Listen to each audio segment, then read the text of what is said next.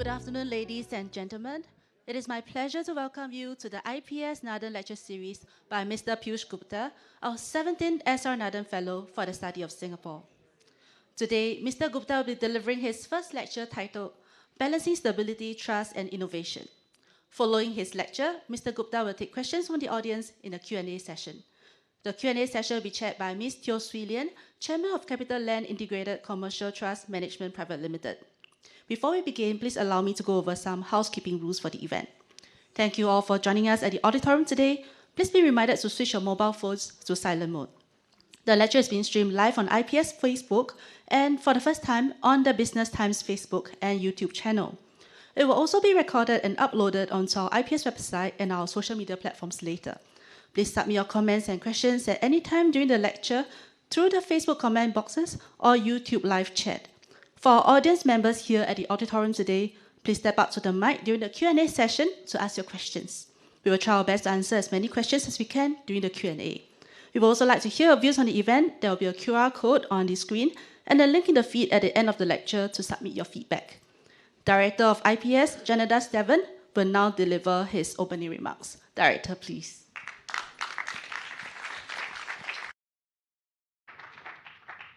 Welcome, ladies and gentlemen. As you heard, Mr. Piyush Gupta is our 17th S.R. Nathan Fellow. The official title of this fellowship is IPS Fellowship for the Study of Singapore, something like that. Very grand title, which we inaugurated about 10 years ago in 2014. And in the 10 years, we have had 17 fellows. When we began, the S.R. Nathan Fellow was usually an annual affair, each fellow delivering about 4 to 6 lectures. We then decided that was a bit too much to expect of our fellows, so we reduced it to 3 or 4, if they please, and instead of 1 a year, we have now 2.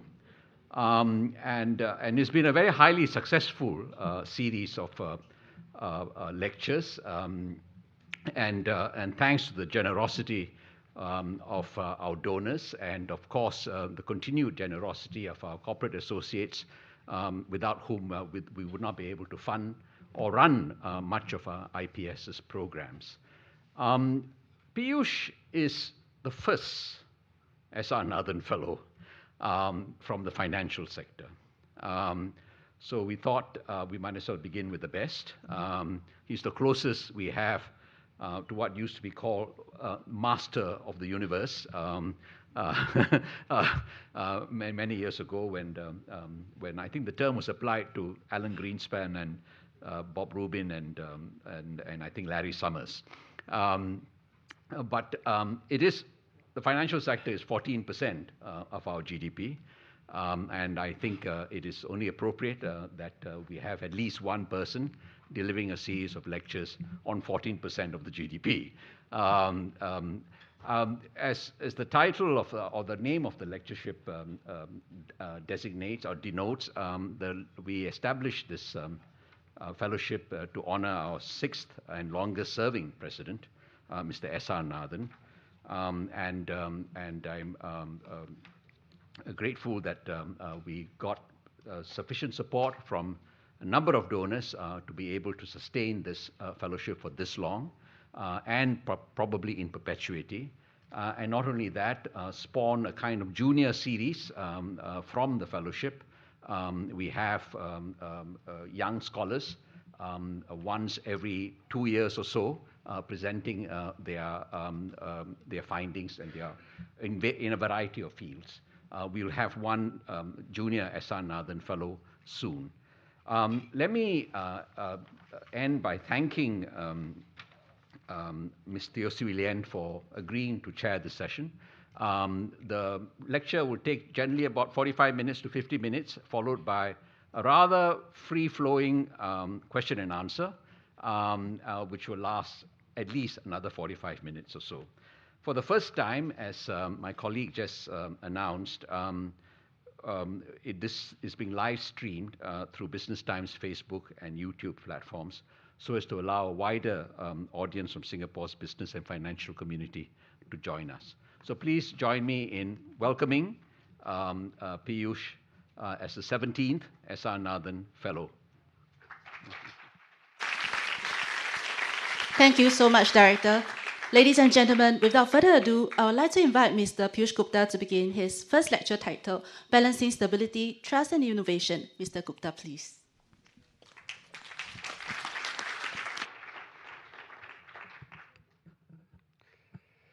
Good evening, ladies and gentlemen. Thank you all for joining me here this afternoon. I'm told this is the first time we're doing this lecture in this facility on this campus.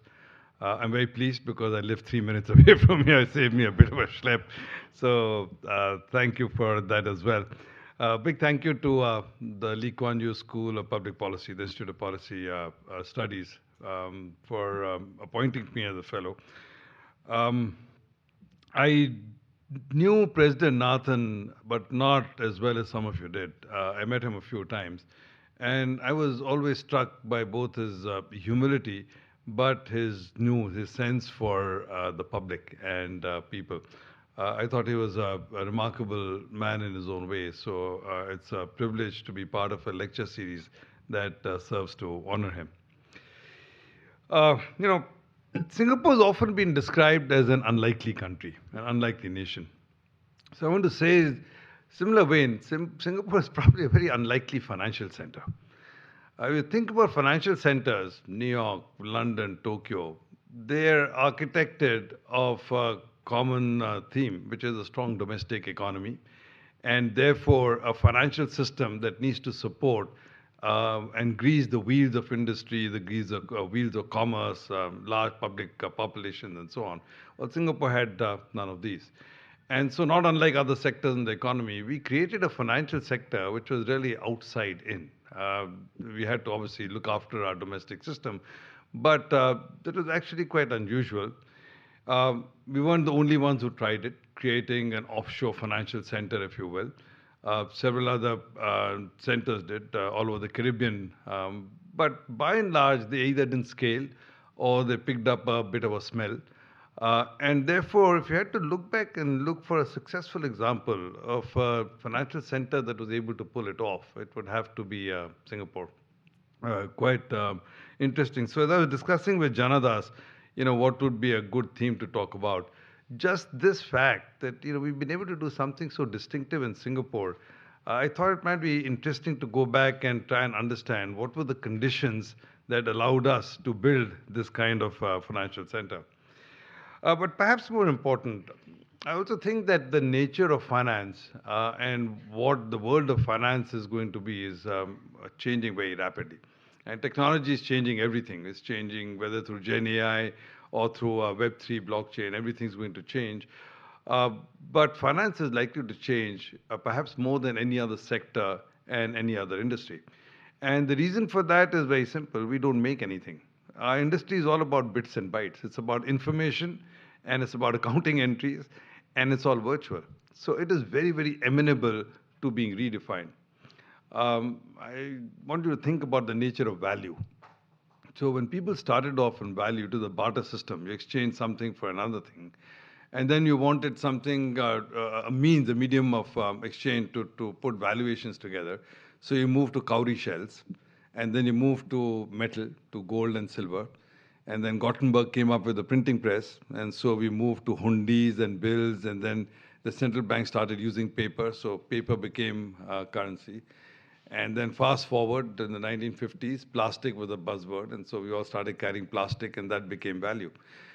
So value has tended to follow technology, and this has been true for centuries. And therefore, it is logical to believe that this path will not change. As technology continues to evolve, there's every likelihood that value will continue to follow technology, which is, the changes that are likely to happen in the world of finance, therefore, are very, very consequential. So that was another reason I thought it was worth thinking a little bit about where we are, what brought us, but how do we thrive in this world that is going to come, the future of finance, and what Singapore has learned from its past, does it play out equally as we go forward? There's a third dimension to this as well, and that is some of the challenges that previous speakers before me have touched on. challenges to planet, challenges of social inequity. These are real challenges. And as with most other things in life, money is at the center of all of this. And therefore, as we start thinking, continue to think about, how do you build out a financial system, how do you continue to maintain a leadership position at the center, we're going to have to be extremely mindful of how does the financial system serve its role in being able to address some of these challenges. So put all of these together gives you a sense for the title of my series of lectures, how did we arrive where we are, and how do we thrive on the way forward. By the way, Janadas, I noted you said I was the first financial person doing lectures. I'm not sure Ravi Menon's going to be very pleased with that observation. In these set of three lectures, so this is how I'm going to construct myself. Today's lecture is going to focus on our journey and our rise as a financial hub. In my next lecture, I will talk a little bit about the past decade, about digitization, about the entry of new players, non-traditional players into the industry, about how technologies have already started changing the consumer expectation, the baseline, and how we've negotiated through that and navigated our way through that. In the final lecture, I will talk a little bit about some thoughts on the way forward. Where is the world appearing to go, and what might Singapore need to do and look at if we want to navigate that course suitably as we go ahead. So one more quick comment. So why is the title of this lecture Balancing Stability, Trust, and Innovation? I mean, is there an inherent natural conflict between the three? You could argue maybe not, and you can have stability, innovation, and trust. In fact, I will point out in the rest of my lecture that that is what Singapore's secret sauce has been. We've actually managed to do this relatively well. Build the trust of people, depositors, investors, create a stability in the system, and yet being able to be nimble about innovation. But in truth, there is an inherent tension between these three objectives. And the tension comes from the fact that if you want to be innovative, you sometimes have to take some risks. You have to reimagine the status quo. You have to, what the tech industry calls, come up with MVPs, minimum viable propositions, and throw them out and test them. Now, in an industry like ours, it is not that easy to throw things out and test it without creating distrust among the public. Is my money safe? Are my accounts safe? Is the system safe? So it's not that easy to innovate and experiment without losing the trust and confidence of depositors. And so that's an inherent tension, very unlike if you are Facebook or Amazon. And then finally, system stability is very important. System stability is not just stability of the banking industry or the insurance industry, but as we've seen in the GFC, it's system stability that links the financial sector to the real sector as well. Balance sheet recessions are the worst kind of recessions. And therefore, making sure that you have an eye on keeping the macro environment stable and not letting that fall apart in the face of innovation is another form of tension. In my 40-odd years as a banker, I have seen this tension play out, and I've seen regulators, banks, and central banks constantly run afoul one way or the other. And so I do think that this is not an easy game to play, and therefore, in this lecture, as I look back, I do want to call out at various instances how we took appropriate risks. Some of them were quite unorthodox, but at the same time, how we tried to continue balancing them, sometimes chronologically and sometimes even at a common point in time. So, let me start with this. Our financial sector is come a long, long way. As Janadas pointed out, it accounts for 14% of our GDP. It's our third largest sector after wholesale trade and manufacturing. We are the home to over 2,500 financial institutions. We have over 200,000 workers employed in the sector. Sector also offers the highest median gross income amongst all local employed people. The growth of the sector has constantly outpaced GDP growth. It accounts for almost 50% of market cap. I mean, basically three banks, DBS, UOB, OCBC. That's not a healthy sign, but it's a fact that it accounts for 50% of the market cap of the stock exchange. And when you compare with the rest of Asia, the financial sector tends to be about 20%. So in Singapore's context, the financial sector is definitely outsized. It's not just important in the domestic context. It's been extremely important and played a key role in the international scheme of things. So we've actually become a very significant global financial hub as well. We ranked number 4 in the Global Financial Centers Index, behind New York, London, and Hong Kong. We're the 3rd largest foreign exchange center globally, and Asia Pacific's largest foreign exchange center. It is number 2 international wealth management center globally in competitiveness, according to the Deloitte International Wealth Management Center rankings for last year, 2024. And some of these strange things, we conduct 20% of the world's energy and metals trade. We are Asia's largest oil trading hub and the world's 2nd largest agri-trading hub. Now you think about it, Singapore, a hub for agriculture, for what reason? But we are. So when you think of not just domestic impact, but global impact, we are really very, very significant. Now, our success was not just a result of mere happenstance. Like so many other chapters of the Singapore story, it's a tale of bold vision, a spirit of innovation, openness to new ideas, efficient policy execution, and strong partnership between industry and government. Together, this has enabled a very judicious balance of what I talked about: stability, trust, and innovation. In previous IPS lectures, Mr. Philip Yeo shared how Singapore's bold policy moves and strategic choices have enabled it to transform from a labor-intensive manufacturing economy in the 1970s to a diversified modern economy today.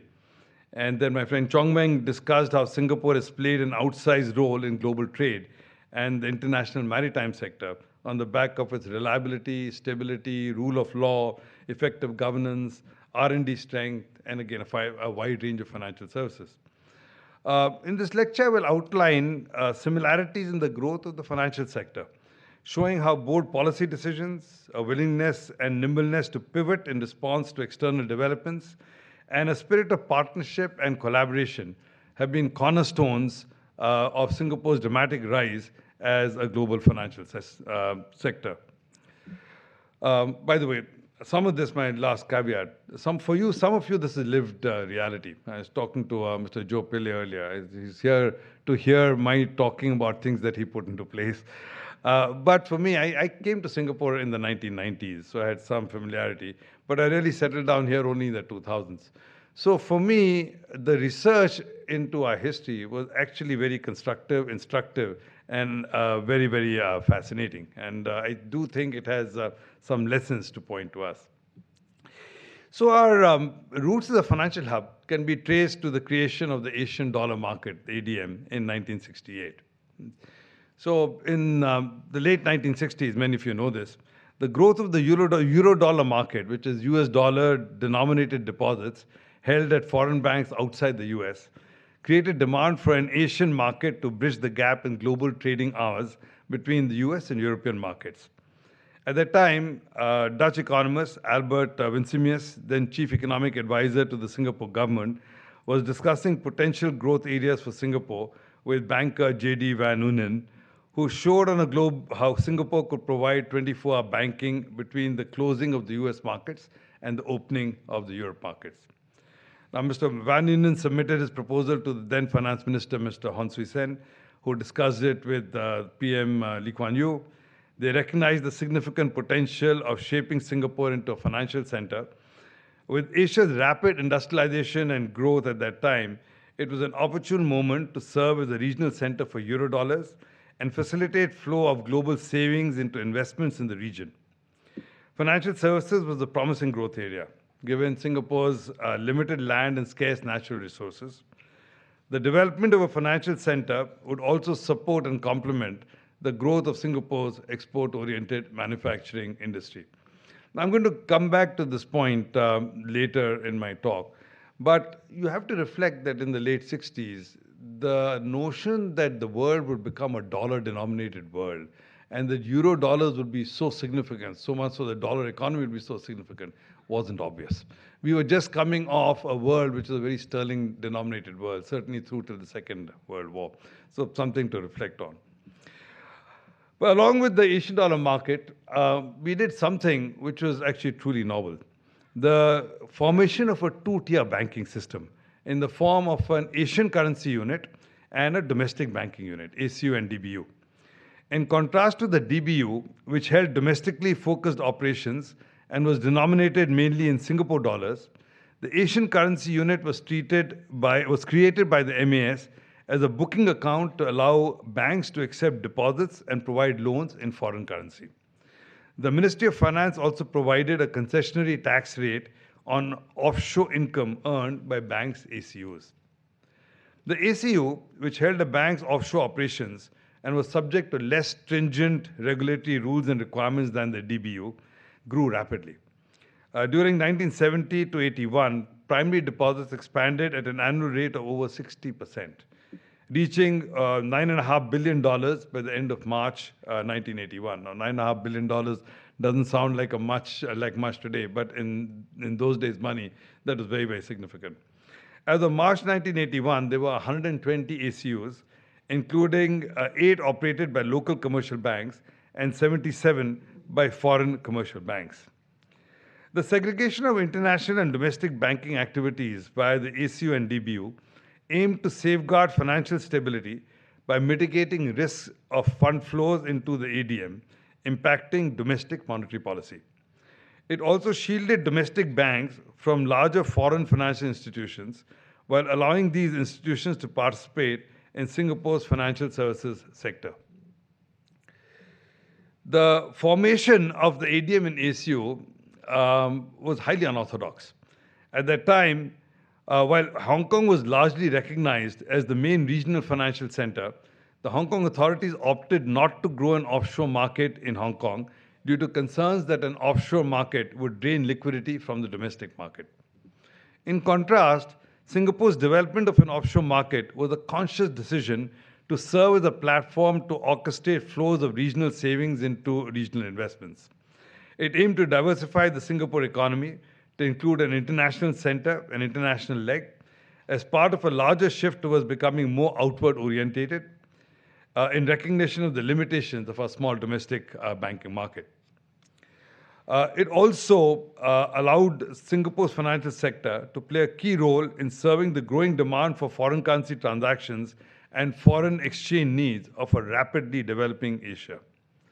It attracted multinationals to set up regional treasury and financing operations in Singapore, thus boosting our trading hub status. The ADM, in turn, led to the subsequent and rapid growth of the foreign exchange market. You can see that. The Singapore International Monetary Exchange was founded, the SIMEX was founded in 1984, as the first financial futures exchange in Asia, boosting Singapore's provision of advanced risk management services to global investors. Together with the Chicago Mercantile Exchange, SIMEX pioneered the first international exchange linkage by establishing the world's first mutual offset system, a 24-hour trading system which remains widely used even today. SIMEX also launched several world firsts, such as introducing the Nikkei 225, the MSCI Taiwan futures contracts, the first Japanese and Taiwanese equity index futures created in Asia. Moreover, actually, SIMEX played a very key role in times of crisis. During Black Monday in 1987, where the crash in global markets resulted in lack of markets to price index futures, many markets did not open that day.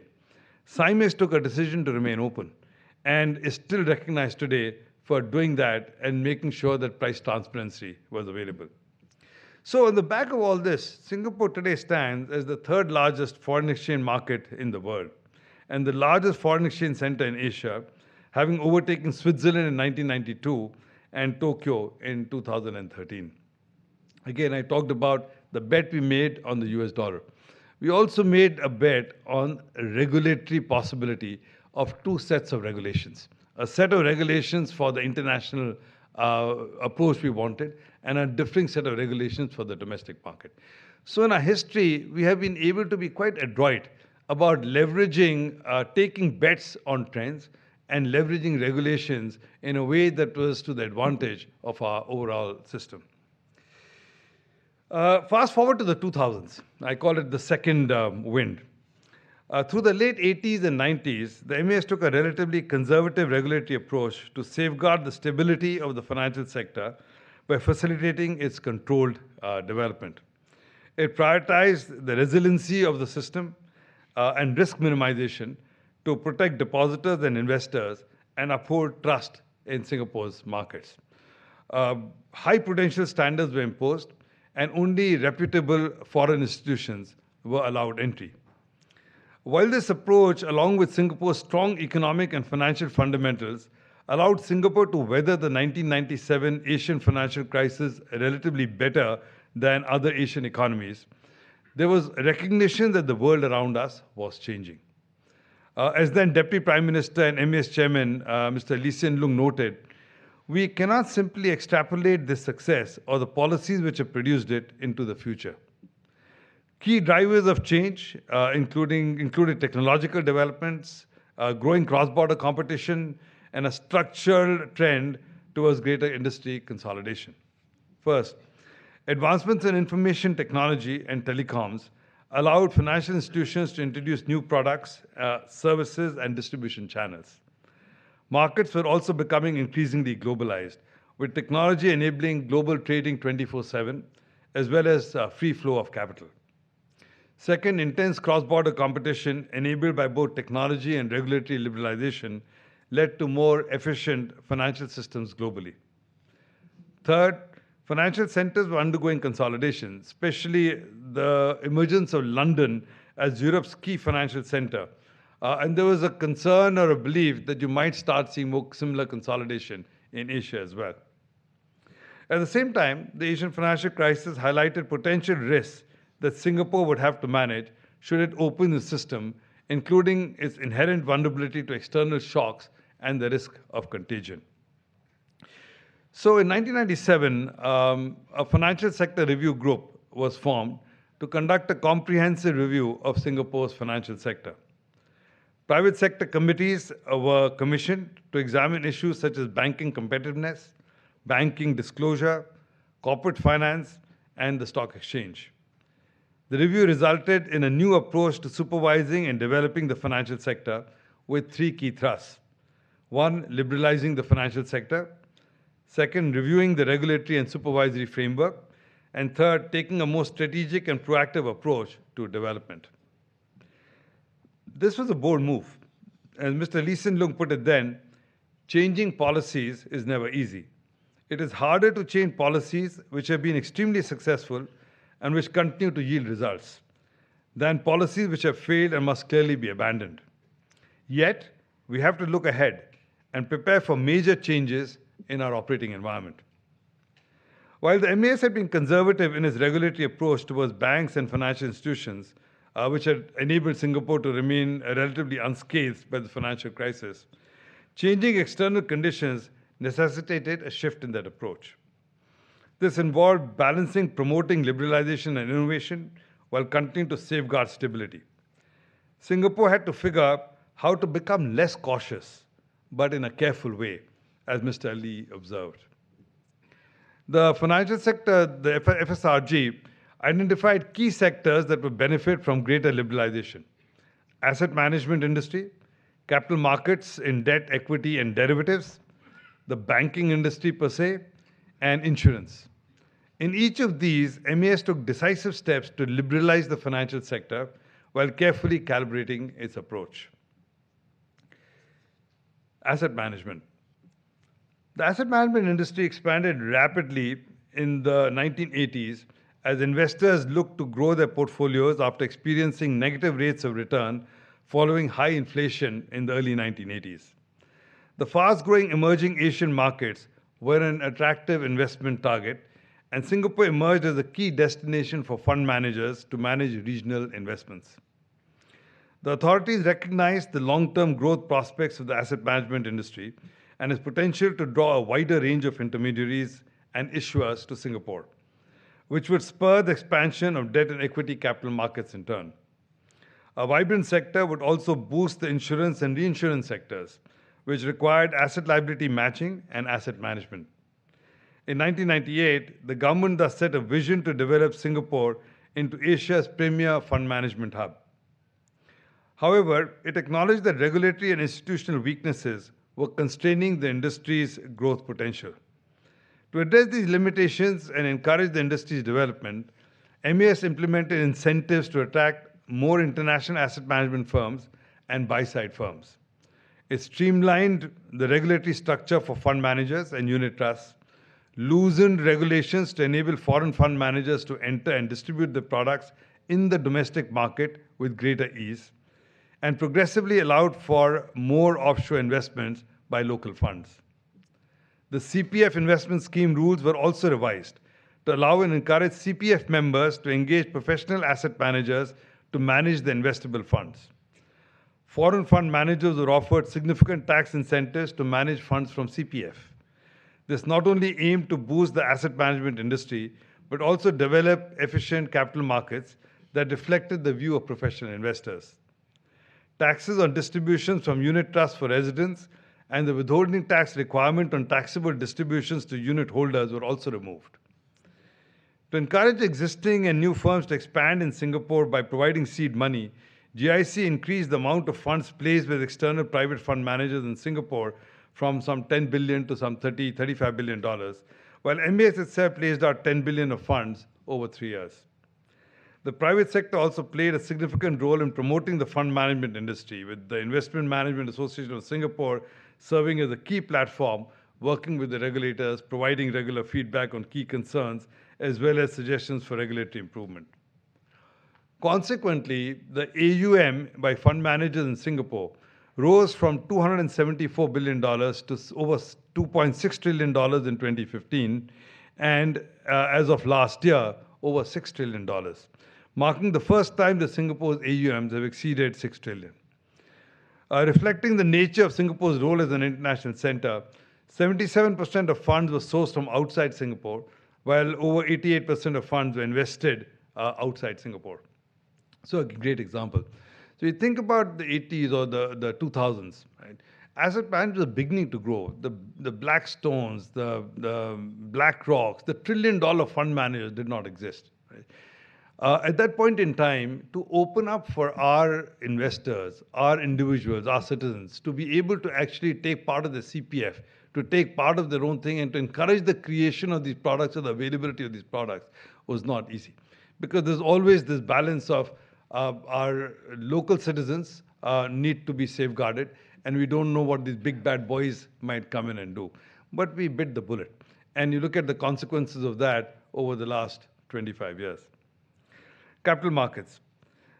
Drawing lessons from the Asian financial crisis and the risk of overdependence on the banking system, the government also put in place initiatives to develop broad and deep capital markets, especially a deep and liquid bond market, to diversify fund sources and support the growth of the asset management industry. To develop deeper capital markets, MAS created a benchmark Singapore dollar yield curve through the issuance of Singapore government securities. It also encouraged public sector agencies to issue bonds and liberalized the Sing dollar non-internationalization policy to allow foreigners to issue local currency bonds more easily. On the supply side, the government established the SGS benchmark yield curve and introduced an issuance program to build large and liquid benchmark bonds.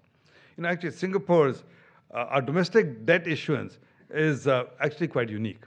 We don't issue debt because we need the money. We have just huge amounts of reserves, so we don't need any money. The only reason we issue debt, despite our strong fiscal position, is because we need to be able to establish a pricing benchmark and a yield curve. They needed, frankly, actually, the SGS were issued originally to meet the bank's needs for risk-free assets in the liquid asset portfolios. But then to further develop the market, the government started issuing 10-year SGS in 98, the 15-year in 2021, to extend that benchmark yield curve I spoke of, and reopened existing issues to enlarge the free float. The establishment of a government yield curve served as a benchmark for issuers, and in turn catalyzed the growth of the domestic corporate debt market. To build a critical mass and diversity of issuers, statutory boards and government-linked companies such as JTC, HDB, LTA, they all issued bonds to fund their long-term infrastructure and operational needs. Again, you could have quite easily put these on the government balance sheet. But we chose to have all of these agencies issue bonds for a purpose. Others to build liquidity and build activity in the corporate bond market. In addition, the Singapore dollar internationalization policy was revised to allow foreign participation in the Singapore dollar market. Foreign entities in Singapore were permitted to issue Sing dollar denominated bonds, swap the proceeds into foreign currency for use globally, so take the money out of the country. Foreign corporations and sovereigns were also allowed to issue both rated and unrated bonds. Limits for SGS repos with non-residents were lifted. Banks were allowed to transact Sing dollar interest rate derivative products with non-residents. So same thing. A lot of very forward-looking deregulation in a very short period of time. Some of it not economically oriented. Think about it, we could put it on our budget, but we chose to do a lot of other things for market development. As a result, new issuance of corporate debt in Singapore surged from 20 billion in 1999 to 134 billion in 2012 and reached 300 billion in 2024. Daily turnover of Singapore government securities also rose 1.9 billion in 2001 to 2.8 billion in 2012 and reached 4.2 billion in 2024. Equity markets. So equity markets has not been our best story, I have to say. But even with it not being our best story, there is a story, which is not a bad story. With security and risk avoidance as foremost priorities in the initial phases of capital markets development, access to the equities market was restricted to more established firms, thus allowing the stable growth of the brokerage industry. Fixed commission rates protected broker margins and allowed brokers to grow capabilities without being exposed to aggressive competition. This served to foster orderly industry growth and cultivate basic investment skills. Following the pan-electric crisis in 1985, which saw the 3-day closure of the Singapore Stock Exchange to manage the impact of the collapse of panel on the equity market, MAS tightened prudential requirements and raised capital requirements above international standards to provide for ample buffers. It also discouraged broker-dealers from engaging in multiple business activities within the same entity. The stricter regulation facilitated calibrated market growth. I underline the word calibrated market growth, with no broker defaults since the mid-1980s.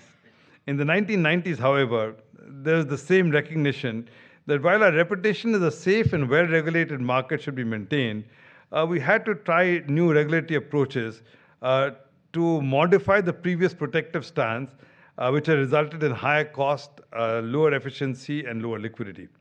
So greater flexibility was required to stay ahead of global trends as the equity market developed. And we did quite a lot of interesting things. So first of all, the Stock Exchange of Singapore and SIMEX were merged and demutualized to form the Singapore Exchange in 1999 as part of the recommendations of the Committee on Governance of Exchanges. SGX was an integrated stock and derivatives exchange, marking a first in Asia Pacific. It implemented a first-class capital market infrastructure to serve the Asian market and to grow Singapore as a financial center.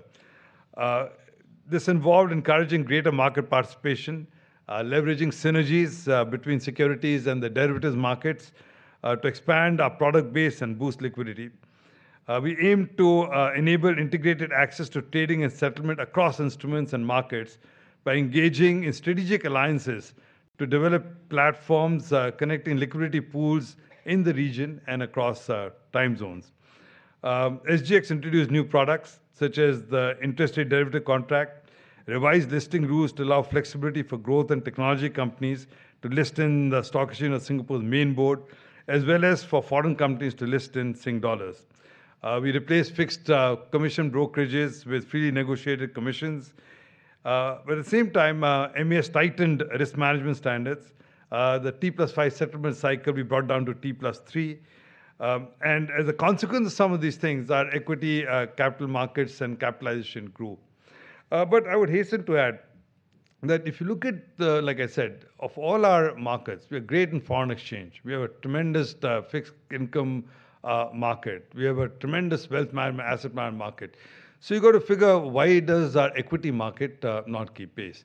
There's a lot of good work which has gone in recently by the review committee, and so some of those recommendations are completely spot on, and hopefully they will make a difference. But to my mind, the underlying issue is that this balance of trust and innovation in the equity markets, we continue to lean on the side of making sure that we could protect the individual investor. And therefore, the animal spirits that you see in a Shenzhen or a Hong Kong, you don't see similar animal spirits in Singapore. There's a reason for that. The penny stock saga, the Klopp saga. So we had experience, but the lesson we took away from that experience was that the balance between trust and innovation was, I think, tilted a little bit more to trust than to innovation, unlike in the other sectors that I spoke of. Banking itself. In contrast to other countries, this is so interesting. Singapore's banking sector was dominated by foreign banks in the early years due to its colonial status. In the early 1970s, foreign banks, including HSBC, Standard Chartered, had over 2/3 of total bank deposits. So given the relatively small size of local banks, MAS adopted policies to shield the local banks from foreign competition to enable them to gain a larger domestic market share. It put in place a 3-tier licensing system for commercial banks, comprising full banks, restricted banks, and offshore banks. No new licenses for full and restricted banks were granted since 1970 and 1983, respectively. Restrictions were also imposed on foreign full banks, including on branch and ATM networks, as well as access to electronic funds transfer at point-of-sale systems. Such measures enabled the local banks to develop strong fundamentals, as evidenced by how Singapore banks withstood the Asian financial crisis better than the Asian peers. However, it was also true quite clear by the turn of the millennium that while Singapore banks were doing relatively well by regional standards, there remained daylight between them and other international peers in terms of size, technology, expertise, range, quality of customer service, and shareholder returns. So in 1999, the MAS then began liberalizing the banking sector to introduce competition and strengthen the local banks, raising the quality of banking services and enhancing Singapore's position again as an international center. MAS took a phased approach over 5 years to provide local banks with sufficient buffer and time to respond to the increased competition. This included committing to a definite package only for the first 3 years, 1999 to 2001, to cater for policy flexibility. Foreign banks were given greater access to the domestic retail market, including via the creation of a new license category called the QFB, qualifying full banks, and enhanced market access privileges were progressively raised. They've also provided greater access to and flexibility in the wholesale banking market. And in addition, the 40% aggregate foreign shareholding limit for local banks was also lifted and replaced with nationality requirements for the board of directors. As a consequence, local banks underwent a wave of consolidation, including the sale of POSB by the Singapore government to DBS, which made DBS the largest bank in Singapore. And by 2004, there were 3 local banking groups, DBS, OCBC, and UOB, formed from the merger of 7 groups. Following the mergers, the local banks expanded their range of services beyond traditional deposit taking and loan intermediation, started diversifying, more capital markets, more M&A, asset management, a greater focus on the consumer segment, and allowed them to start catering for an increasingly affluent Asia. Now again, as a result of these liberalization measures, Singapore financial sector saw an increase in the number of foreign banks in Singapore to over 120 today, led to the consolidation of the local banks that I spoke of, but also led to much greater strength and growth of our local banking industry. Today, DBS is the largest bank in Southeast Asia. It is ranked among the top banks globally in terms of return on equity, shareholder returns, as well as market capitalization, and has been awarded the world's best bank multiple times by global publications. So again, an outcome of really leaning into liberalization. Number 4, insurance. Like the other financial subsectors, Singapore's insurance sector initially primarily served just domestic business. Life insurance was a key industry pillar, with MAS adopting a closed-door policy to direct insurers since 1990. In 2000, MAS liberalized the sector, lifting the closed-door policy and the 49% foreign shareholding limit in locally owned direct insurers. These measures facilitated the growth of offshore insurance business and reinsurance activities and catalyzed our growth as a regional hub. The industry then started developing strong expertise in specialty insurance, namely marine insurance, energy, catastrophe insurance, credit, political risk. As of 2013, Singapore was the second largest market for structured credit and political risk worldwide after London. With its growing role as a regional and global hub and risk management capabilities for Asian markets, including reinsurance programs, Singapore was able to nimbly adapt to client needs and start making a lot more underwriting decisions locally. Today, Singapore has developed as a leading insurance hub. It serves as the Asia-Pacific hub for 12 top global reinsurers, the regional hub for 16 out of the top 25 reinsurers globally. It also houses a network of about 150 brokers. In 2023, gross premiums for general insurance in Singapore grew 7.5% to 13.5 billion, while reinsurance premiums grew 30% to 27 billion, accounting for 21% of Asia's reinsurance market. Finally, a quick look at commodities. While the development of the commodities sector was not an explicit area identified for greater liberalization, we see how the formation of SGX in the early years facilitated the growth of the commodities derivatives market. The sector's development also illustrates the intricate intertwining of financial markets and the real economy, and the symbiotic relationship between Singapore's growth as a financial hub and a trading hub. From serving as a rubber export hub for the West in the 19th century, Singapore grew to process a third of global natural rubber by 1960s. This led to the establishment of the Singapore Commodity Exchange, which was acquired by SGX in 2008. Today, SGX's rubber futures trade 18 times their 2010 volume, account for 90% of the global seaborne derivatives market, and serve as global benchmarks. SGX also carved its position as a commodities market leader, both in innovativeness and size. It pioneered the world's first cleared iron ore swaps in 2009, became the world's largest dry bulk forward freight agreement clearing venue following its 2016 Baltic Exchange acquisition. In oil and gas sector, we developed the benchmark Singapore oil prices by the commodities information provider Platts in the early 80s. It established us as a key price-setting hub for oil in Asia. Singapore's position as Asia's refining hub was further boosted by the government's moves to create an energy and chemicals cluster, of course, in Jurong. Our investments in liquefied natural gas infrastructure have made us a key global center for LNG trading and enabled the growth of an active spot LNG market. Through programs like the Global Trader Program, which provides tax incentives for global trading companies that conduct significant activities in Singapore, global traders conducted 1.9 trillion worth of international commodity trades in Singapore in 2024, up 40% over a decade. So, what are the key lessons to me from Singapore's financial sector development? I've given you this thing of asset management, fixed income, foreign exchange markets, and so on. First, enabling environment. This is table stakes. Like I said, people have commented on this in the past. The same elements that have facilitated the growth of our status as a manufacturing hub or a trading hub and a logistics hub have helped us in being a financial hub.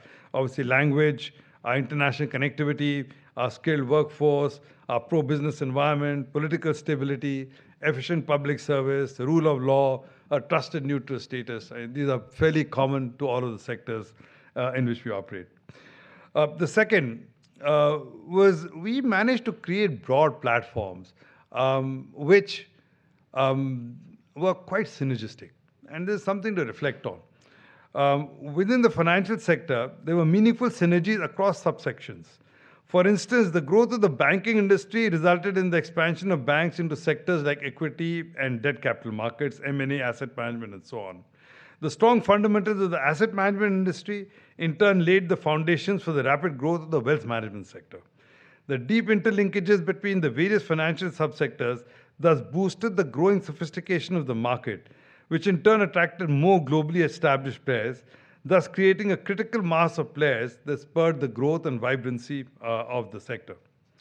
The synergies extended beyond the financial sector as well. The capabilities and services offered by other industries have in turn spurred the growth of the financial sector and vice versa. I talked before of the development of the Asian dollar market, which attracted multinational companies to base their operations in Singapore, to the growth of the commodities sector, which leveraged the financial sector. With a dense network of traders has in turn encouraged the development of relevant financial solutions in the financial sector to meet the needs of the traders. So the synergies within the sector and synergies across sectors. Now, this is a really important learning. It's a learning which I actually came to realize very strongly in my tenure at DBS. But while focus is important, it's important to specialize. At the same time, you cannot afford to be too niche. If you're too niche, you give up synergies and you give up scale. You must accept that you will always have swings and roundabouts. Every part of your system will not do equally well. But bringing together the system as a whole is extremely helpful for the totality of the system to succeed. So an important thing to think about, how do you actually do enough of things so you can build a critical mass of activity, because then they all tend to play off each other. The third, the dual role of MAS. I'm going to chat later with Swee Lian, so she will probably know more about this than I do. But this has been really very, very critical over the years, and this has been really unique, really unique. With the amendment to the MAS Act in 1998 to include financial sector promotion as a principal objective, MAS has played this unique dual role in both regulating the financial sector and promoting Singapore as an international financial hub. Former MAS Managing Director Ravi Menon notes how MAS functioned as an integrated financial supervisor, a prudential regulator of the banking and insurance industries, and a securities commissioner responsible for the capital markets, while being responsible for the growth and development of Singapore's financial sector. So I'll take a minute to emphasize how unusual this is. So, MAS is the central bank. So it's the monetary policy institution and runs. It is a supervisor of the entire banking system. It regulates not just the banking system, but every part of the financial system, insurance industry, capital markets industry, banks. So it's an omnibus regulator. And it develops industry. In the US, there are at least 13 agencies play just the regulatory supervisory role that MAS does. The different agency, OCC, the Fed, the Securities Commission, the Insurance Commission, each of them is regulated by a completely separate entity. Even in the UK, the supervisory regulatory role of the PRA is different from Bank of England's role as the central bank. So this notion of an omnibus regulator, supervisor, and central bank is unusual enough by itself. But when you add to that this idea of being the financial sector development agency, that is truly unorthodox. It is also something that only Singapore could pull off. A lot of my counterparts around the world have often raised an eyebrow because there's an inherent conflict. It is, you're asking the person who is supposed to guard the hen house to also develop the hen house. How can you do both? Which part of the MAS looks at creating and innovating and pushing innovation, and which part of it is trying to govern and tighten? But to my mind, this is not unusual. And I've reflected often on the role of a board, a statutory board. This is exactly what the role of any corporate board is intended to be. There's a governance role to make sure that management is kept in line and watched over. But the boards are also responsible for running companies. They're responsible for the strategy of the company and for shareholder returns. So the boards cannot just be policemen. The boards have got to chart the way forward. They have to grow the company. Otherwise, what are they policing? MAS is the only entity I know which has this dual function of helping to grow the industry as well as mind the industry. In fulfilling its dual roles, MAS had to pursue two seemingly conflicting objectives: growing and sustaining a critical mass of financial institutions to facilitate the development of a financial center, and second, implementing robust regulations that ensure strict prudential standards without stifling growth. It needed to maintain this balance between providing a conducive environment for markets to grow, but protecting depositors and investors on the other side. Over the years, it has liberalized the financial sector at a measured, steadfast pace applying a judicious blend of orthodoxy and unconventionality, as Ravi Menon put it. So, underlying all of these big themes, I want to say that there is actually a bigger thing that stands out, and that is a willingness to be bold and innovative while balancing this whole systemic stability and trust issue. From the very beginning, we were bold and contrarian. I talked about betting on the US dollar, the euro dollar, betting on the fact that you could create a domestic unit and an international unit side by side. Now you reflect on these big bets, right? The euro dollar would be big, and this would be a game changer. So it's, like I said, not obvious at that point in time.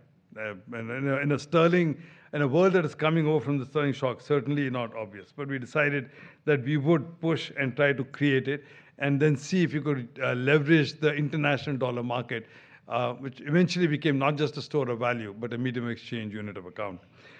Second, that you could create an offshore center and an onshore center, which were tied at the hip, but manage them separately. That was possible to do.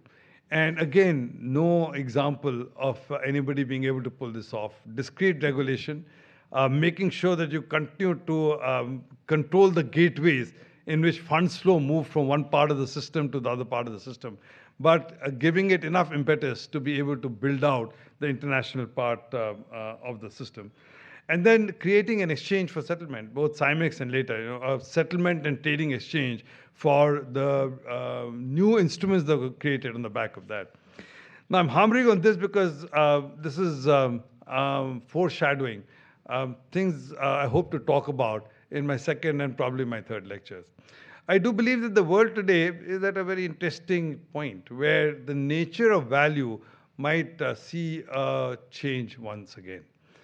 We've seen 70 years of a dollar-denominated global environment. The dollar is the base currency, it is a trading currency, it's a currency of value. I don't see the dollar disappearing anytime soon.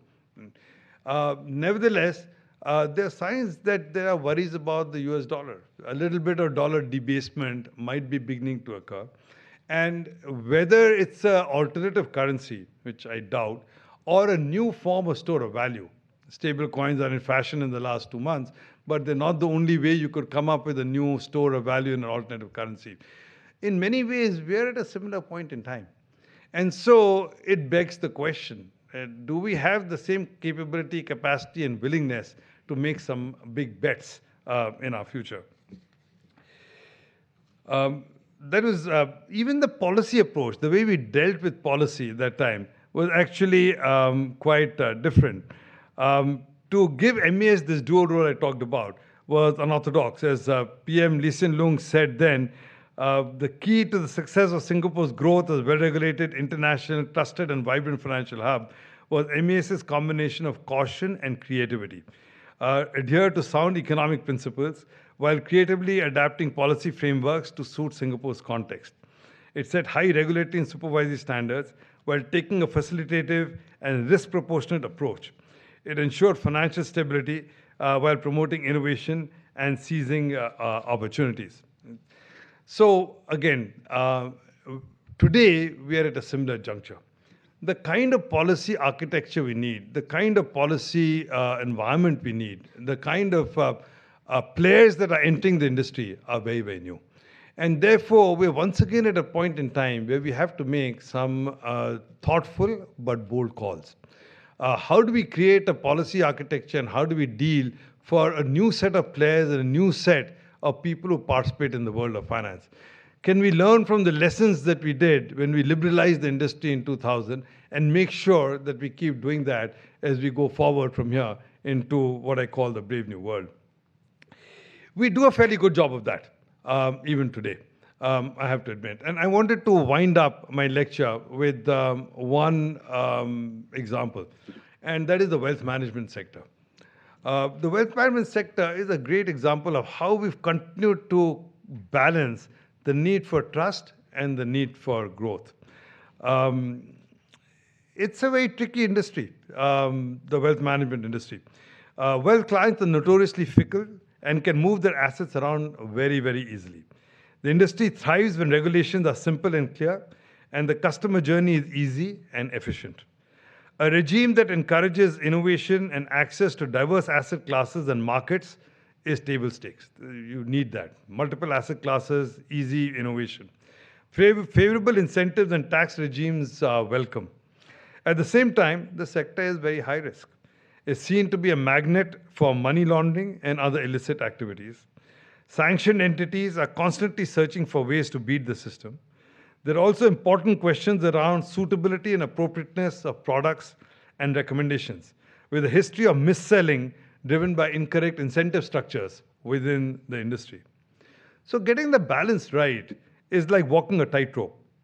Too much regulation and micromanaging leads to bureaucracy and risk driving away clients. Too little runs the risk of tarnishing your reputation as a financial center, coming under scrutiny from global bodies, and a swift loss of public trust.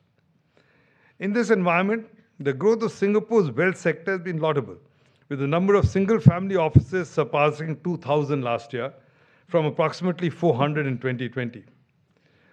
On the one hand, we have made mistakes, but we have constantly learned from our mistakes. So think about two examples. In the global financial crisis, risks related to investor protection got highlighted. Swee Lian knows this better than most people. In 2008, the collapse of Lehman Brothers resulted in total losses of over 500 million in mini bonds by around 10,000 retail investors in Singapore. Following this, MAS intensified supervisory scrutiny on the implementation of fair dealing guidelines and enhanced safeguards for investors purchasing investment products. Fast forward, in 2016 and then subsequently in 2023, two instances of money laundering were identified.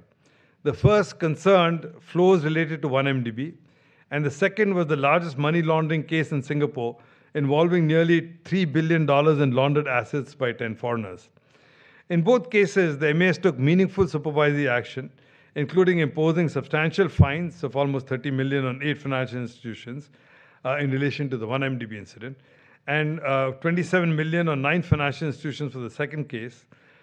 These fines amounted to the two largest cumulative financial penalties imposed by MAS for AML breaches, and 2 financial institutions were also shut down following the first incident.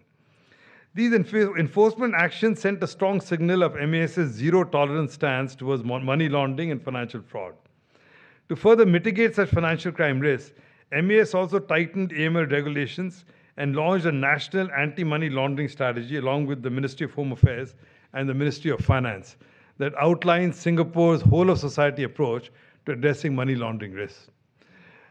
That notwithstanding, and as Swee Lian was just reminding me, we still keep coming under the constant scrutiny of the Financial Action Task Force and the international bodies because of all of the wealth creation and the wealth activities in Singapore. But MAS was very pragmatic. So they did all this, but they did not throw the baby out with the bathwater. So they took steps to drive innovation in the industry while remaining cognizant of all of these risks.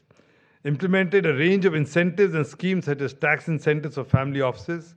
MAS also introduced the Singapore Variable Capital Company Structure, VCC structure, a game-changing initiative that provides flexibility in establishing either as a standalone fund or an umbrella entity with sub-funds, thus incentivizing family offices to establish investment entities in Singapore. Single-family offices were also encouraged to use Singapore as a base to conduct philanthropic activities through the Philanthropy Tax Incentive Scheme. To attract wealthy entrepreneurs, the EDB introduced the Global Investor Program, which provides Singapore PR status to eligible global investors who base their businesses and investments in Singapore. So they have obvious activity. MAS also remained responsive in supporting the needs of industry players and nurturing a conducive environment for growth. For example, following industry feedback, MAS provided guidance to FIs on implementing risk-proportionate due diligence on customer source of wealth to ensure timely bank account openings. It shortened the tax incentive application processing time for family office funds, and recently announced plans to simplify the single-family office fund tax scheme and improve account opening efficiency. So in the sector, you can see the tension play out in real time. It's not chronological. It's not that we were very innovative, then we went through a period of stability regulation, then we're looking at innovation. This was concurrent. We had to keep tightening, we had to keep regulating, we made some mistakes, we got wrapped on the knuckles, we learned from our mistakes, but we did not allow that to stop our drive to continue to build the sector and build that industry, which is no wonder we're the second largest wealth management industry in the world today. So in conclusion, in this lecture, we've seen how Singapore's financial sector has developed on the back of this intricate balance between stability, trust, and innovation. While the relative priorities of these elements have shifted over the years, according to the exigencies of the time, what has remained constant is a bold and pioneering spirit, a close partnership between industry and regulators, a foresight in anticipating structural shifts, and a nimbleness in adapting to new circumstances. In a 2010 dialogue, Mr. Lee Kuan Yew's response to a question on whether he would have done anything differently in the financial sector was, no, I don't think so. He added that he would rate Singapore's financial sector development as A-, but we could do better. I think he's always a hard taskmaster. I think it would have been hard to do much better than Singapore has been able to do. But having said that, I do believe, like I said at the beginning of this lecture, change is afoot. Not just technology change, geopolitical change, change in the nature and the scheme, the US's role in the world of global affairs. In this world of change, the value, the nature of money will change, the nature of settlements will change, what drives people and how people participate will change, even the nature of players will change. And so the big question that we face is, are we in a position to handle this change in the sector as we go forward? Well, in my second lecture, I'm going to focus on the last 10, 15 years, because I think that's a great precursor, because the last 10, 15 years have already dimensioned much of this change. Digital, mobile, a completely new way of making payments. But it has come with a whole new attendant sets of risks. We hear about financial fraud and scams every day. And so I will dive deeper into the last 10, 15 years. And I will focus a little bit on a little parochial view, which is a DBS view. How we thought about the change over the 15 years and tried to put into place a series of actions which has allowed the country to navigate its course quite well. I think the biggest challenges will come to us in the next 5 or 10 years. And that will be the subject of my third lecture.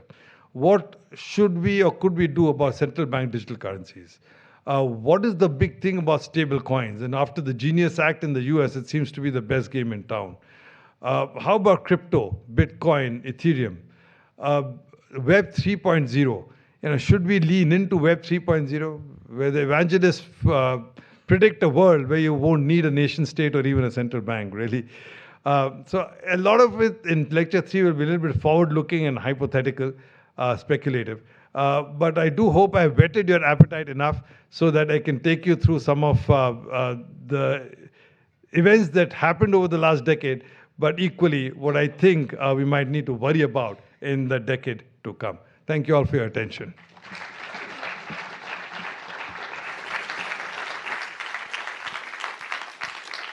Thank you, Mr. Gupta.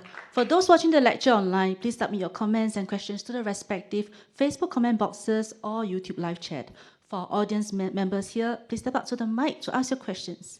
May I now invite Ms. Teo Swee Lian, Chairman of CapitaLand Integrated Commercial Trust Management Private Limited, to start the Q&A session.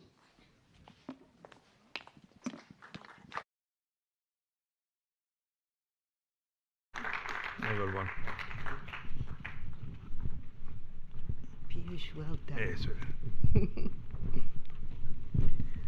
Okay. So do you want me to speak into this or just speak into the mic? Okay, thank you. So, Piyush, let me congratulate you on a truly wonderful tour de force. Okay, I think all MAS past and present will be very proud of how you described what happened in Singapore. Now, I'm told that to earn my tea, I have to key off with one question, and then we will let the audience come up with much better questions, I think. You mentioned the U word. You said Singapore was an unlikely financial center, and then you said that we were a unique financial center. And I think you were right in both cases. The trouble is this, you know that a lot of the things that people do can be replicated.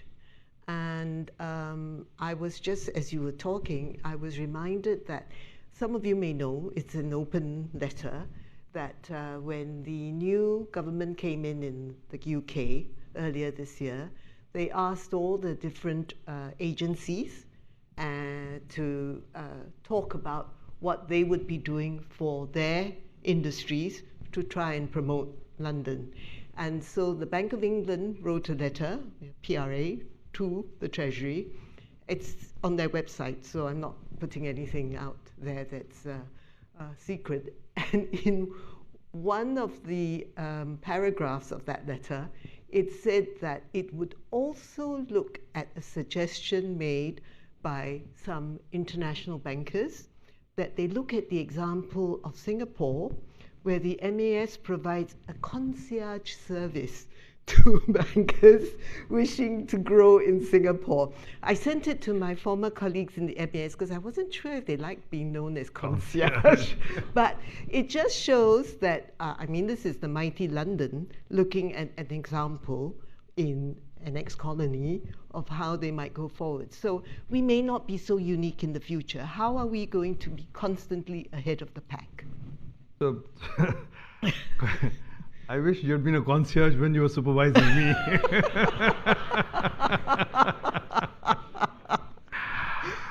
You know, when Brexit happened, you remember there's this thing about UK needed to be the Singapore on the Thames. There's a hot thing, Singapore on the Thames. And I was reflecting on that even then, and I still believe that now.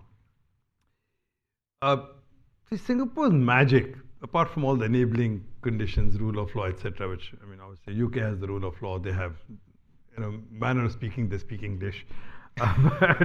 But the main thing that Singapore has, which is different, is our nimbleness and our ability to bring everything together.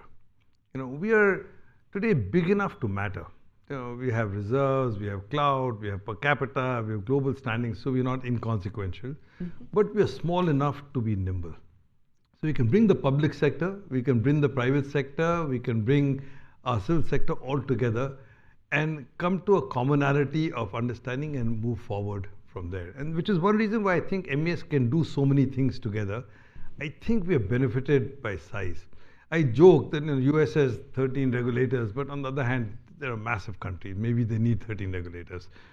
In our case, I think, so the ability to be nimble and agile helps. And I don't think it's that easy for any other system, larger country, to imitate that so well.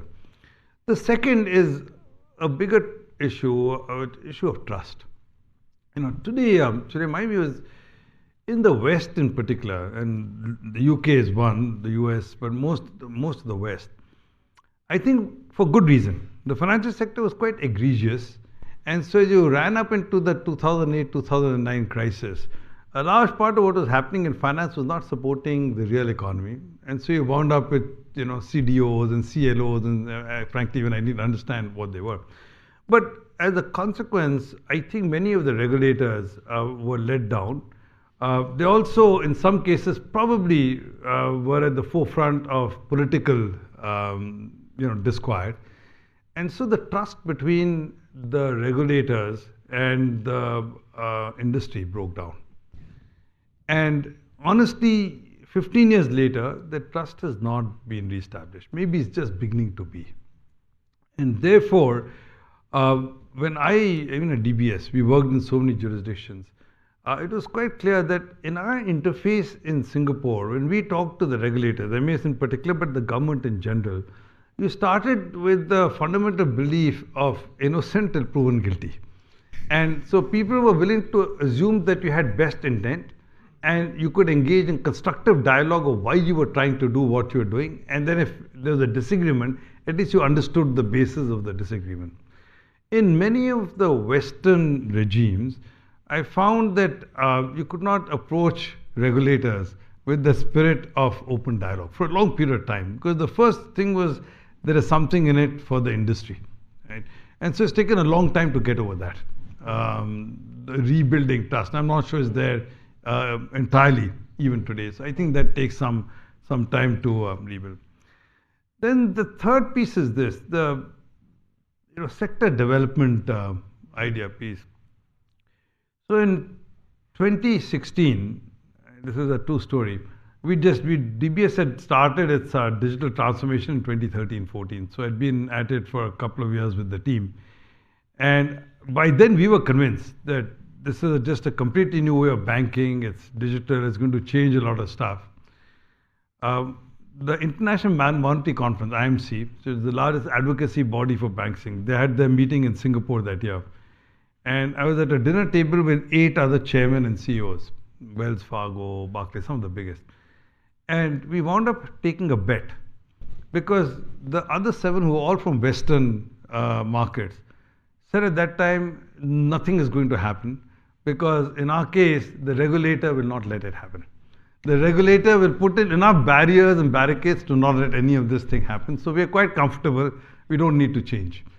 Right? Now, that was the blinding insight to me that the spirit of innovation or the spirit of trying to make or participating in change, which in Singapore had been there, the regulatory apparatus in the UK, in the West had stepped back.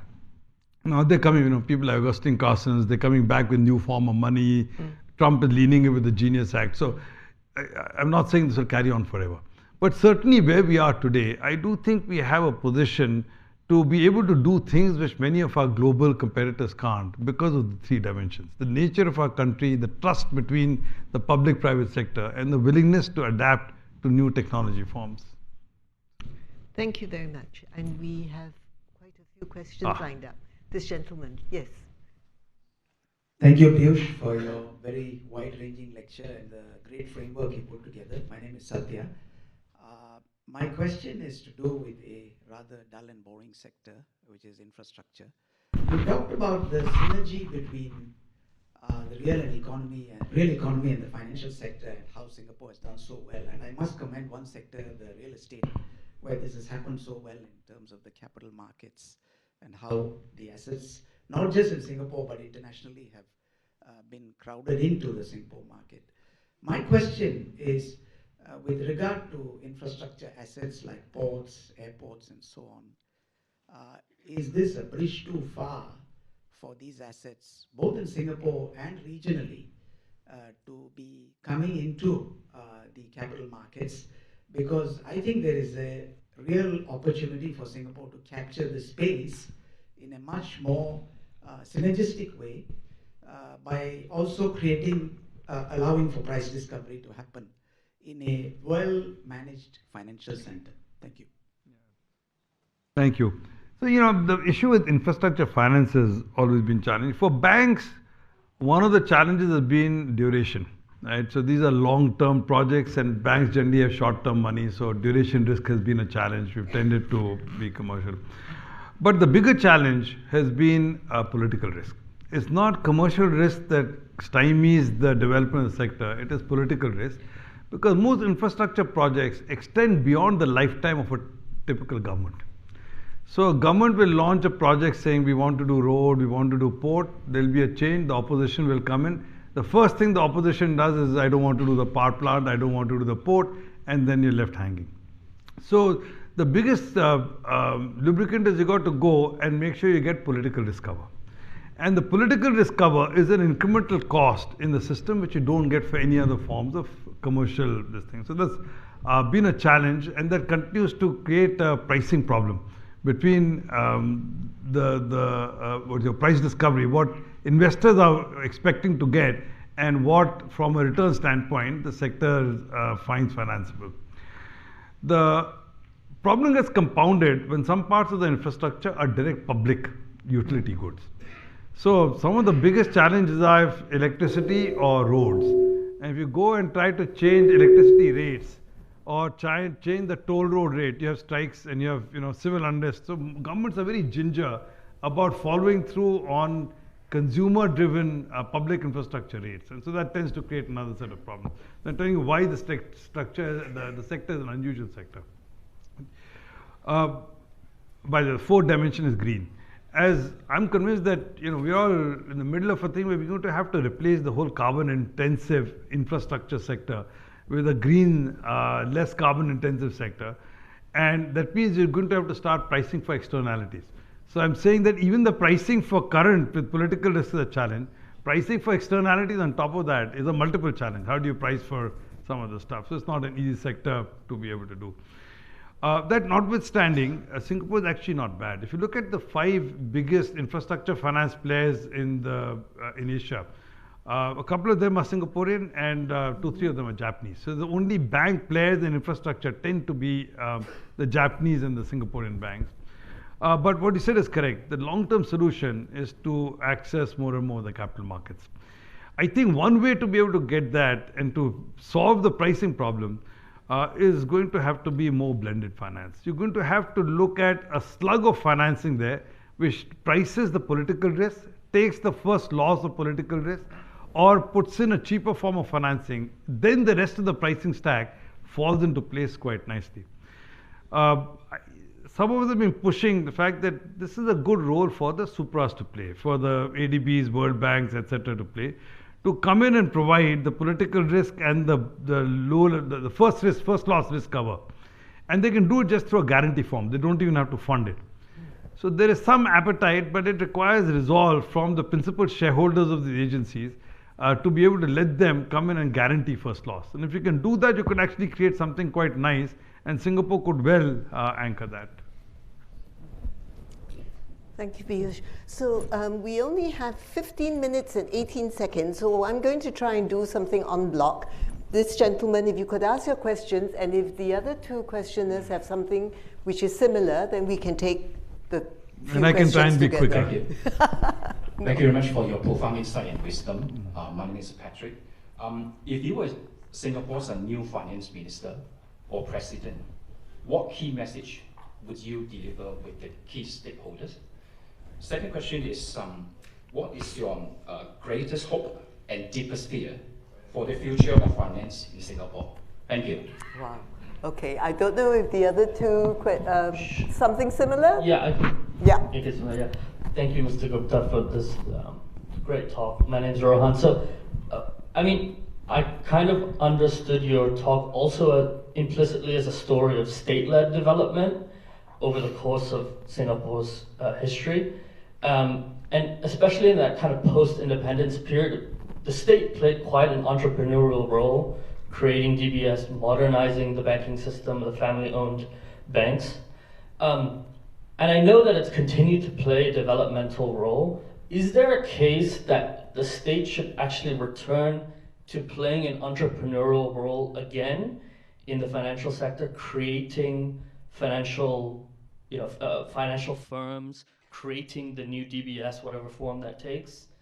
And if so, maybe not, and if so, how can one do that in a liberalized financial sector, in a global political economy, where you cannot protect the domestic sector from the foreign one like you could back in the mid-20th century? Thank you. Thank you. Would you like to ask your question as well, please? Then you can sit down so that you don't have to keep standing. Thank you so much. Hi, Piyush. My name is Michelle. You spoke about the equity markets and how we made the regulatory choice to lean towards trust rather than innovation, and that could be a reflection of the investors we had at the time with much lower financial literacy. But now we have a new generation of investors who are much more willing to invest in even risky things like crypto. So what lessons can we learn from the past to cultivate a new generation of growth-oriented investors who can then hopefully support more Singapore-originated growth companies? Thank you. Thank you.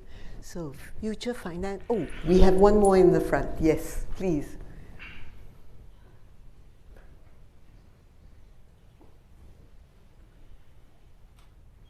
Thank you, Stu.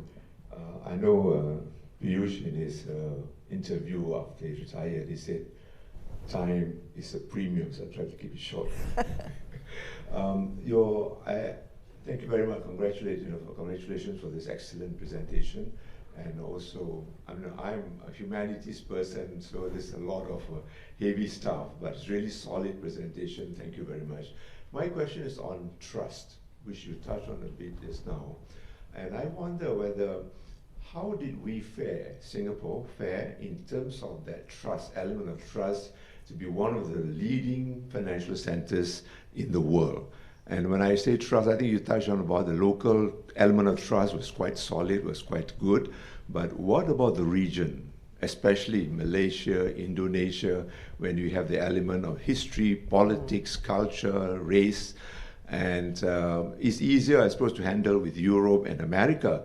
But what about the element of trust in the context of Singapore and our immediate neighbors, ASEAN? Thank you. Thank you. So over to you, future Finance Minister and President. I tell you, I am in no position and no desire to give any advice either to Lawrence Wong or to Thurman. To start with the premise. But so, I think my one thing to them would be effectively the tilt of my lecture and my series. See, Singapore's success came from, I think collaboration, small, nimble, but it came from a willingness to be bold and unorthodox. In some ways, I would argue it was easier to be bold and unorthodox in the 1960s and 70s when our backs were to the wall and we had nothing to lose. When you have nothing to lose, what do? You try whatever you can.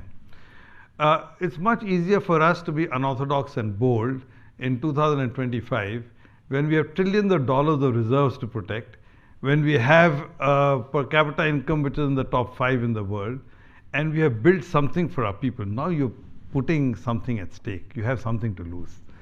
And this is human tendency. All of these behavioral psychologists have proven that human behavior is you don't want to lose stuff. Right? And so we're in the stage, our bias is, you have a lot more to lose. Now, I'm going to choose my words carefully, but I do think that oftentimes today, in many parts of the system, both the private sector, people sector, but the public sector, this fear of failure, shorthand, kyasu-ness, it's actually increased relative to where we used to be because now the stakes are higher. We have more to lose. And my principal thing would be the world is changing so fast that what's going to happen in the next 10 years is so profound that we do not have a choice. We must continue to be as bold as we were 50 years ago. And therefore, on the balance, if we have to be bold and take some risks, we don't have a choice. We must take them because otherwise the game that we know is changing, is going to disappear. That's the advice I would give. My question of hope and fear for, what is the question? The hope? For the future of finance in Singapore. So, I think the hope for Singapore is quite clear. I will talk about it in my future lectures. That I do think that because of the agility, nimbleness, and our willingness to change, we could actually be the anchor of a large part of where the world of finance is going. Right? So we could actually create, I talked the other day, maybe we should be looking at leaning into the stable coin thing as opposed to leaning out, but we could actually create a lot of stuff and we could still, like we learned before, potentially protect our domestic from international, but still be at the center of a lot of change. We still have the capacity to do it. And because we are financially so strong, we have a lot of money that we can put behind it. We have a lot of money that can grease the wheels to make some of these things happen. So I do think that we have the possibility of the financial sector to continue to be a significant engine of growth for us and for the region, if you will. The fear is, geopolitics is messy. And so while I'm going to paint a picture of where technology can take us and how we can go, the truth though is that we could get caught between two rival camps, a China camp which then starts creating a renminbi-centric world and a you still have the dollar's not going anywhere, a dollar world, and how do you actually get to a world where each side thinks that you're too close to the other side? And so what does that mean for you as a center whose strength comes from intermediating flows all around, right? So you've got to keep an eye on that. But that's not just a finance sector problem. That is a country problem. That's Singapore's problem. Question on state-led development and whether, I sometimes think Singapore is the best model for state-led development anywhere, right? So people all say the public sector development doesn't work, you need to be private sector. In Singapore, the reality is half the country is owned by the government. It's owned through Temasek, but it's owned through Temasek. So DBS is 30% Temasek. Singapore Airlines is some percent Temasek. PSA is 100% Temasek. Well, Singapore did something really well, and maybe people like JYPLA did it. Singapore ensured that the ownership of capital stayed in the hands of the state. But management, they pushed to privatize. That's a really unusual public sector model. In most cases in the world, public sectors fail because the politicians want their management to manage the public sector. It becomes a sinecure for friends, family, give somebody a job, etc. It becomes the ability to actually run a commercial enterprise disappears. But Singapore's got the balance right. The money goes to the state. So I sometimes, DBS used to give $1 billion of dividend to the government, to the NRF or whatever that is. $1 billion came from DBS. So it's fantastic. You have private sector people running the stuff, and then you fund the state coffers because capital is owned by the state. That's the model. I think it's a fantastic model, personally. So when you say that Singapore, the government created a lot of state companies, they actually created a few, but now they took over many. But it wasn't that the government, DBS is one. DBS, you're right, the government created. But there weren't that many. As we go forward, I really think the notion of government creating more of these or specific thing will be few and far between. They did. Temasek shoehorned creating Clifford Capital for your question on infrastructure finance. They're trying to say, okay, how do we actually, do that? And no, none of the commercial system was doing it, so the shoehorn created it, and so on. So you'll find some from time to time. But I think the real answer is in creating a set of policies and regulatory frameworks that crowds in private entities and license them, if you will. So you can create like digital bank licenses. You license entities and license private sector to come in. There is no dearth of entrepreneurship and ideas. In fact, to my money, where we are today, we need a lot more private enterprise and a lot more private entrepreneurship, as opposed to state creating the entities. So the PPP partnership in Singapore should be what it is today. The public sector can provide capital, provide an enabling environment. The people sector, we involve both through the tripartite union as well as the public at large to make sure their thing is protected. And then you crowd in the private sector to actually bring in the innovation drive and entrepreneurship. That's the model I would continue to favor. Trust versus innovation. What can we do, particularly with the new investors? It's a tricky question. And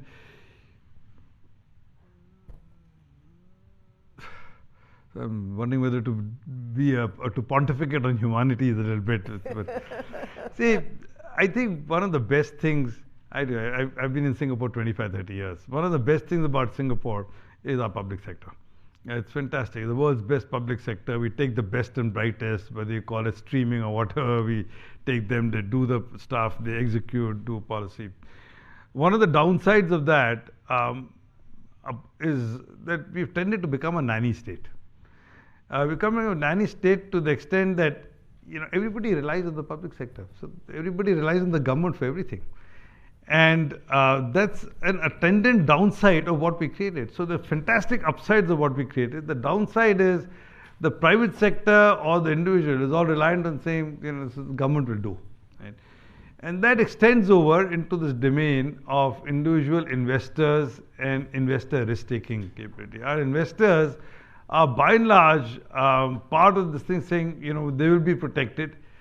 And if you compare that with, like I said, Hong Kong, Shenzhen, etc., there's a lot more caveat emptor over there. Buyer beware. The investor takes, a lot more individual risk. Little bit less of the nanny state mentality. I'm not entirely sure what is the best way, because trust comes from the fact that investors know we are secure, the money is secure, so you don't want to give that up either. It's a good thing I'm not trying to draw the bank's line, but for my money, the comment you made was correct. I think investor education is table stakes. You got to do it for everybody. But older generation of investors, sometimes find it harder to come to terms with some of these issues. As we now have 50% of our kids go to universities. They used to be much smaller. You have a lot more global awareness and social media, so a lot of people know what's going on.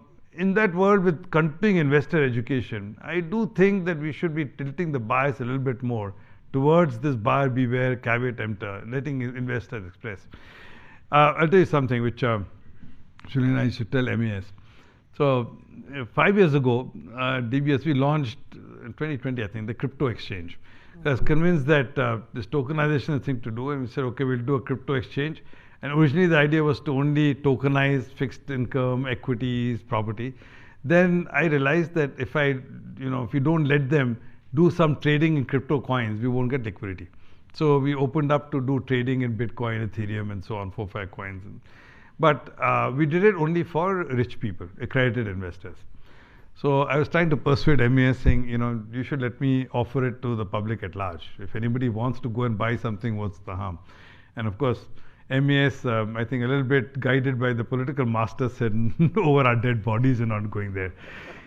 The point I made to them, though, in 2020, 2021, 2022, $1 billion left DBS accounts, all into crypto. And they were all Gen Z, millennials, young people. Just because they couldn't buy it from DBS didn't mean they weren't buying it. They were all taking this, they were all taking the money out, they were going to the other third-party global exchanges, the Genesis, etc. And they were buying the crypto over there, they're buying meme stock over there. So our young investors are a lot more informed. They're following the world, they have social media access, they have investor access. To what extent can we keep corralling them is not entirely clear to me. So my bias is, we've got to reflect and accept that they're better educated. We're teaching them. We can do more focused financial education programs, but you've got to give them the ability to express choices. Your last one on trust of our neighbors. So here's the thing. I think the reason we command trust globally is rule of law. We stay and stand for our word. We are principled. We stand for our position. And for most parts of the world, they know we won't default. In my sector, Singapore is AAA. So AAA just creates a lot of trust. We just so much money backing us that the chances of Singapore ever defaulting is. I sometimes joke, DBS is a AA bank, but I used to benefit from a AAA halo because people figure 30% owned by the government, this bank can never go under. So it's helpful. But trust with our neighbors requires a little bit more than all of that. The biggest source of distrust I find, I've lived in Indonesia twice, I've lived in Malaysia 5 years. The biggest source of distrust in our neighbors is the belief that we are too self-serving. Right? That it's only about us and ourselves as opposed to being a little bit more magnanimous, a little bit. Every time I raise it, I'm told this is not true. Singapore does do a lot for the neighbors and so on. But I can tell you that by and large, that's the general. Singapore needs to do more. I do think that's something we should be thinking about. And if you look at how the Japanese and the Koreans operate, including, frankly, even now the Chinese, right? They take the long view and they do subsidized financing programs, project financing programs. They take low rates of return for a long period of time. They build trust through effectively financial subsidies of some form. Right? I think we have opportunities to do that without giving freebies, but being a little softer in other things, saying, if you were to create, you have enough money. We created a fund for, let's say, nature-based fund for Southeast Asia. And we were able to participate in, Pahang and in Sumatra and made some of this thing. I think it would go a long way to building neighborly trust. And I think it's worth our thinking about very hard because at the end of the day, you don't live in a vacuum. We will succeed if the neighborhood succeeds. So I think we've run up. We're actually in injury time now. But you know me, right? It ain't over till the fat lady sings. I know this is the hardest question is still to come. No, I didn't want to ask you any more questions because you've answered everything beautifully. I just wanted to assure you that as an ex-regulator who still has to pay utilities and feed the dogs, I've moved to the private sector and I now have to eat what I cooked. So you're very happy about that, I'm sure. Thank you very much, Piyush. It was a very enlightening afternoon. I think all of you will agree. Thank you. Thank you all. Thank you. Thank you, Mr. Gupta and Ms. Teo. We've come to the end of today's lecture. We would like to hear your views on the event. Please click our link on the Facebook feed or scan the QR code on the screen to submit your feedback. Mr. Gupta's second lecture, titled Reinventing Finance in the Digital Age, will take place on 3rd November. Details will be on our website and IPS Facebook page. We hope to see you then. Have a good evening ahead. Thank you.